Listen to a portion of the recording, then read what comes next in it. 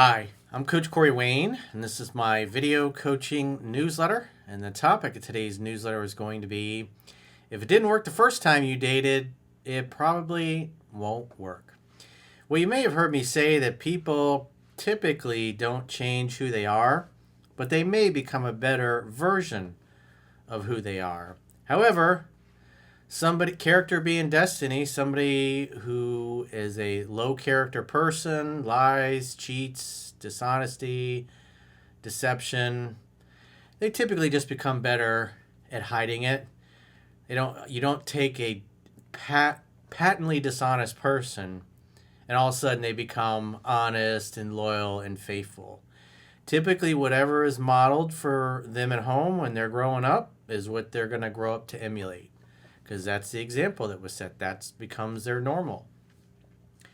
Typically, women that come from broken homes are extremely difficult to have a good, healthy, normal, monogamous relationship that's easygoing and she's easy to get along with. Usually those kind of women that come out of those situations and actually make good partners, it's only because they did the work on themselves.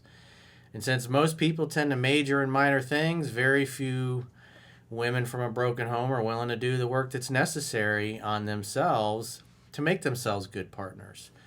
And a lot of good dudes drive themselves nuts trying to fix those girls or change them or save them or make things work. And the reality is, if it didn't work the first time around and then you go back or you take her back, everything that turned you off about her, it's not like it goes away. It's still there. And a lot of cases where, because rejection breeds obsession, the guy's not really that happy with the girl. He's not really putting his best foot forward anymore. And then all of a sudden she dumps him because rejection breeds obsession. Then he thinks, oh, I lost the love of my life. I got to get her back. Coach, can you help me?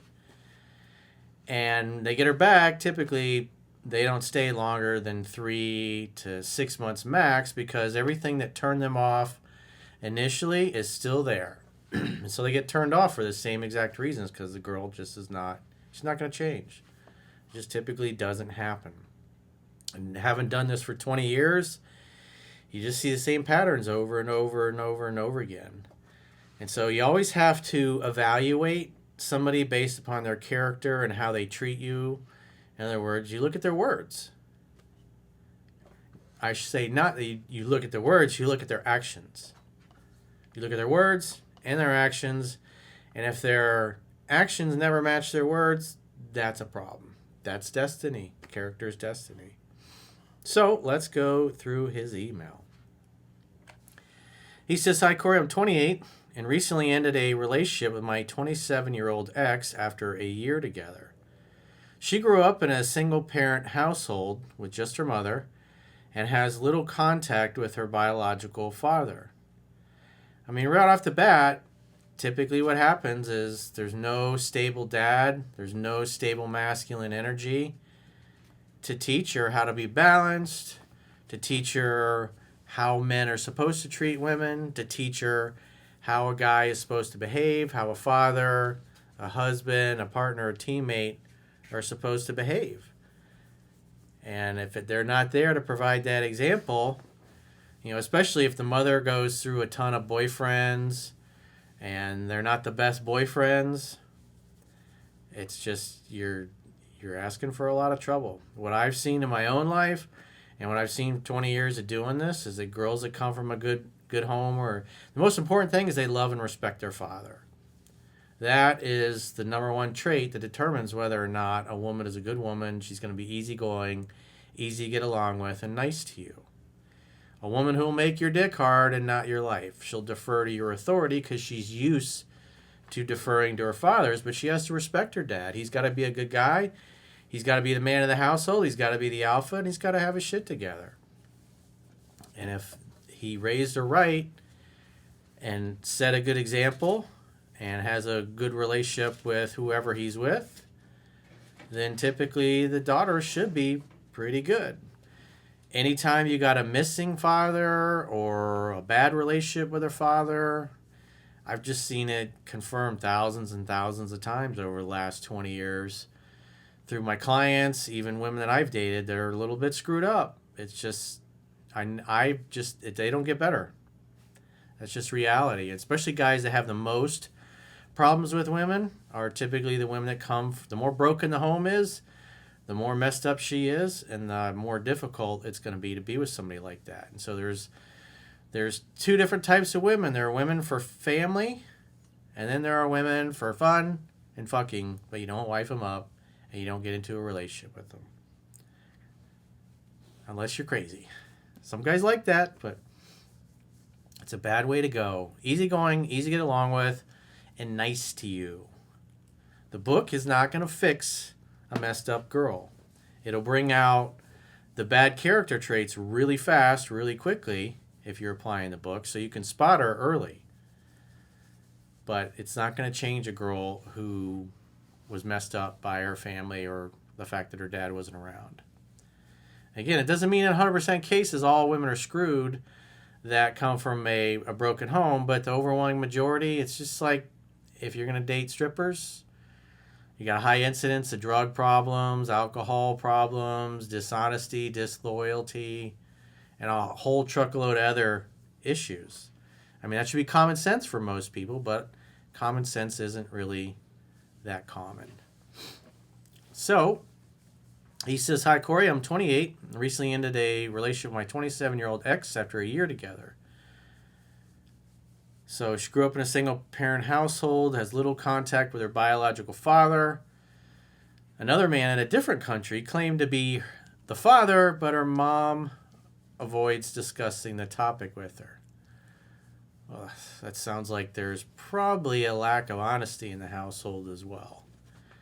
If that guy's potentially the father and the mother is evasive about it, why would she be evasive? If there's nothing to talk about, it's just like the answer would be no, right? But instead, she's evasive. So that just shows a level of deception on the mother's part. Again, this is who raised her. So if the mother's dishonest, what typically happens is the girl typically is dishonest, because that's what's modeled for her. What you do often, you do best. And if you're doing dishonesty in your family growing up, well, that's just normal behavior. And that's how you're going to typically interact with the world. I mean, when you look at the prison population, I think it's like over 80% of the dudes that are in there all come from single-parent households where there was no dad. I mean, just statistically, it's not good for the dudes. Guys growing up without a father, it's not good for their future. It doesn't mean that every single guy grows up without a father is screwed. But if you just look at the prison population, having a normal, healthy household, it makes a difference. She had 4 previous relationships and ended all of them. One of her exes was abusive. We met on Hinge, and again, if she grew up without dad, she can't spot the abusive guy until it's too late. Dad's not around to protect her. We met on Hinge in 2023 and dated until late November of 2024. The first 8 months felt stable and there were no red flags. Once we officially became exclusive, the problems started. Well, the one thing that just jumps out at me, it doesn't look like he's read the book, because if it took 8 months for her to want to bring up being exclusive, then obviously he was doing and saying things that got in the way of her falling deeply head over heels in love with him. So that's just one thing that kind of jumps out at me as I'm reading this. Normally, if you're applying what's in the book, women are going to be in love by the end of the second month and wanting to be exclusive and saying things like, where is this going? What are we?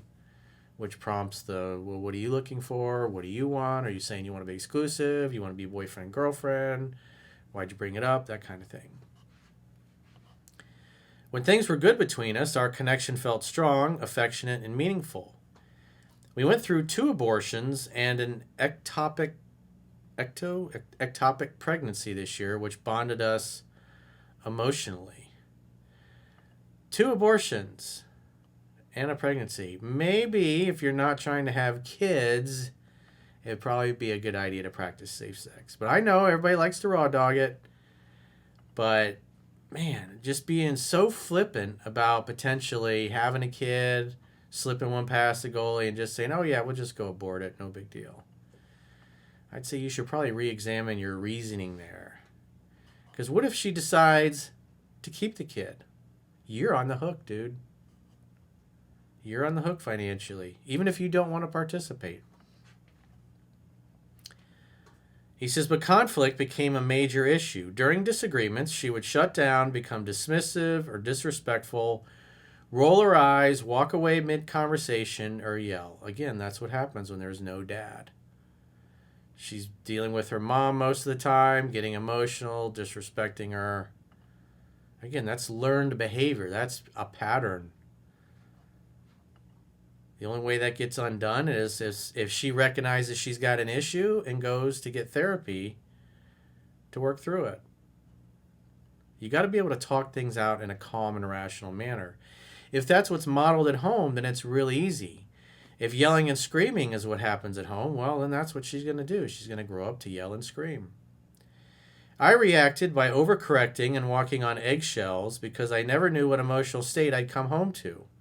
I suppressed my own needs to keep the peace. So you became a people pleaser. You basically turned into a beta male and then became a rug to her. She treated you like the dirty rug, wiping her feet on you and disrespecting you. Because again, there was no dad to teach her that the importance of respecting men. One of the quickest ways to turn a guy off is to be disrespectful. Women who are like that constantly, you got to have a woman that's easygoing, easy to get along with. Life is hard enough without a woman that comes from a broken home just bringing all of her trauma and her drama into your relationship. Again, girls that are raised right, this just shit is a non-issue. It doesn't happen. You just sit and you talk things out. I encourage you guys that are, if you're a paying member, to go to either the YouTube channel or my website and watch the podcast that I do with my English girlfriend, Katie. She was raised in a really good house. Parents are amazing, very successful people, very loving. They got a great, solid relationship. Everybody just talks things out in a calm manner. Never once in the 20 plus years that I've known her has she ever once raised her voice at me. We never had a yelling and shouting match. She just was always nice, always sweet, always bubbly, always playful, looking for a reason to crack a joke. And it was great having her on because people could see the face behind the person that I described in the book. But it makes a difference. I had a girlfriend that came from a home where her father died of a drug overdose when she was 6. One of the most beautiful women I've ever seen, ever met in my life. Just anywhere we went, just men were just hypnotized by her beauty. I'd never fucking seen anything like it. But she was extremely difficult to be in a relationship with. She was very argumentative, very sassy, could go from being sweet one moment to being just an absolute bitch for no other reason than she woke up on the wrong side of the bed that day. And that's the way she was. When she got mad, she'd go stew about it, give me the silent treatment, and then want to just show up a few days later and act like the argument never happened or the disagreement never happened or whatever it was that triggered her and got her upset. She wouldn't even reveal or tell me what it was. It was just, I don't want to talk about it. I just want to have fun. So she dealt with things by not dealing with them. And when you are used to or spoiled, like I have been with the girlfriends I've had over my life that are raised properly, that are easygoing, easy to get along with, it's like, I didn't put up with that shit. I dipped. Because again, it was just not fixable. Her mother never dated, never had any boyfriends after the husband died or the father of her kids died. And then on top of that, she had an older mentally ill brother who she was in constant chaos and conflict with. And so they hadn't, when I was dating her, they hadn't spoken in several years. They were estranged and they did not get along. And so if that's your only male role model is your older mentally ill brother and all you do is have drama and arguments, it's like that's her reality. That's all she knows. She never saw anything else. So what could you possibly expect? Katie's case, mom and dad bump heads on something. They just sit and they talk it out in a calm and loving manner. And they kiss and they make up afterwards. It's just not a big deal. But the effect on both those girlfriends is night and day. And I've just seen that over and over 20 years. It's like, The guy's applying what's in the book properly, and the woman's acting like a screwball, I just start asking him to tell me a little bit about her background, where she comes from, and you just see the same pattern over and over. Another girl from a broken home. And because the guy is emotionally invested and he really loves her and he really cares about her, he's driven by his emotions. He just looks past all the red flags because, again, we make our decisions based on our emotions, and then we use logic and reason to justify that, even when the person is abusive to us because, again, our emotions override rationality.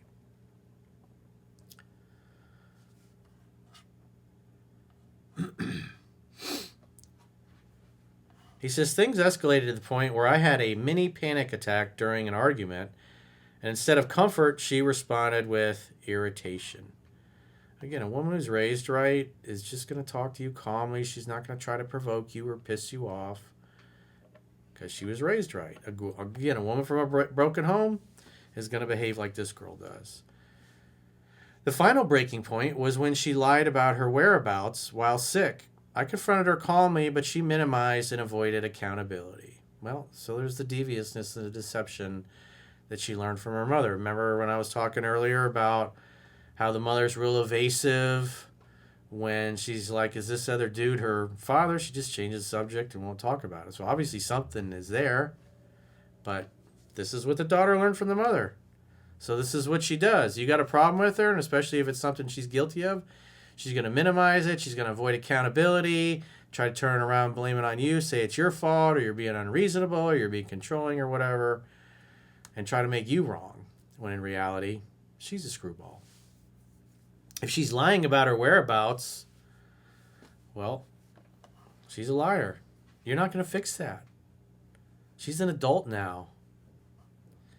After months of repeated patterns and empty apologies, so in other words, her words and her actions never matched, I ended the relationship. Her response was explosive.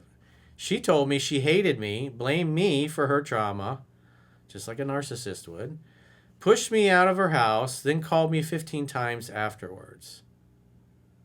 The next day, she begged, cried, apologized, and promised therapy. I still cared and agreed to reconcile, even though friends and family warned me not to. After we got back together, something shifted. She became distant, stopped initiating plans, and said she couldn't get past having to beg. She reframed the breakup as protecting her mental health and made my anxiety reactions seem like the problem. Well, I mean, at the end of the day, dude, you're a man. And it's not a woman's job to deal with your anxieties, your insecurities, your fears.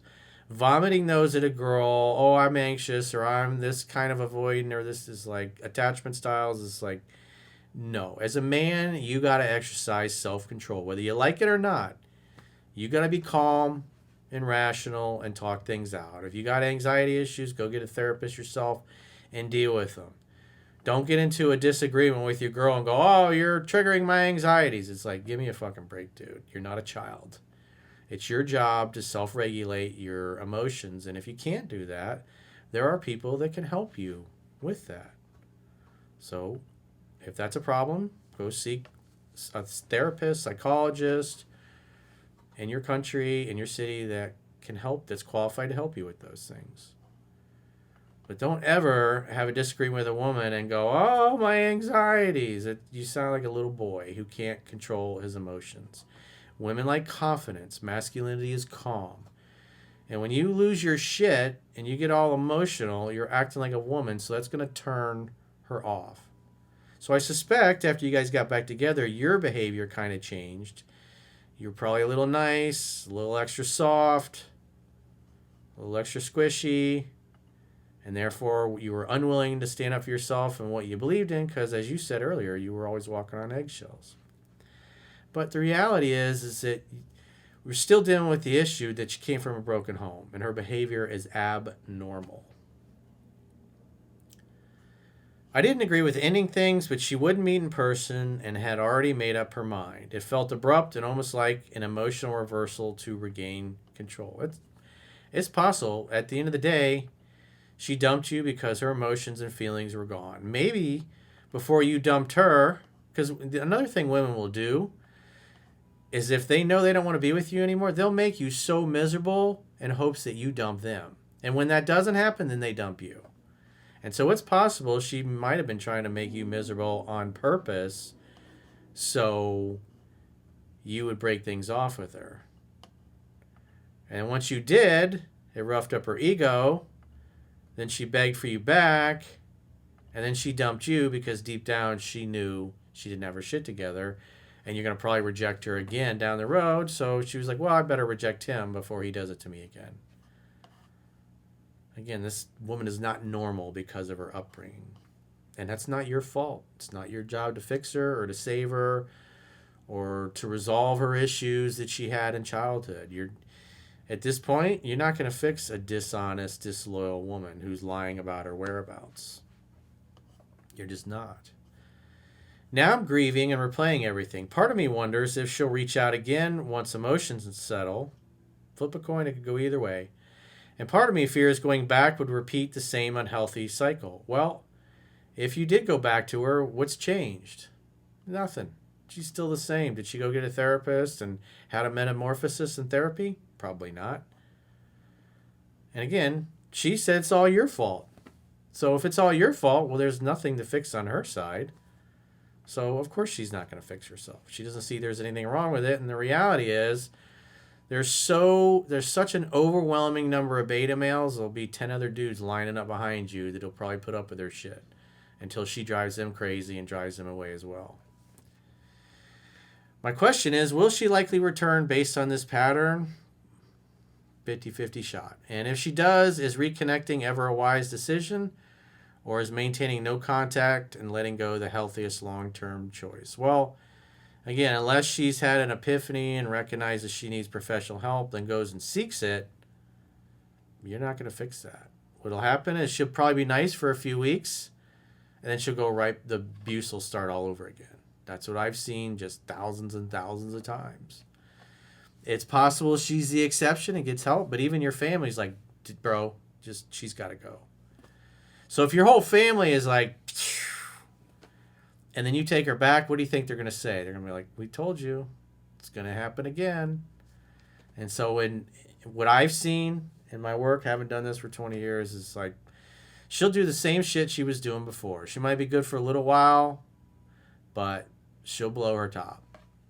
And she'll treat you the same way. And then it'll end the same way. As Maya Angelou said, when somebody shows you who they are, tells you who they are, believe them the first time. So I don't see this as fixable, but if you want to beat your head against the wall and you want to drive your family crazy, then you can give her another shot. But if it was me, I'd be moving on. But it's your life. You do you. If she does come back, I'd be following what's in 7 Principles, get an X back. But like I said, it's unless she addresses her issues. Again, the thing with the dishonesty and lying about where she's at, you take her back, you just validated that that's okay because you'll forgive it. So what's her motivation to be honest? The only thing that changes women like this is losing good guys like you.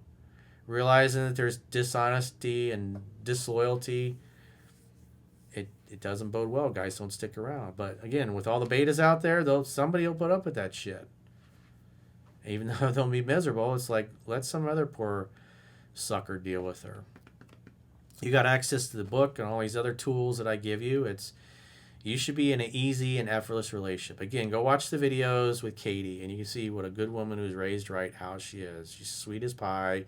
You can still see the tremendous amount of chemistry that we have between us after all these years. That's a soul connection. That's just not something that comes along every day. And so I'm happy that we have that and we got that on video so you guys can go check that out. Again, it's in the members area if you're a paying member, and if you're not, if you go to the description of this video, there are links to join premium membership on YouTube or Spotify or our website, understandingrelationships.com.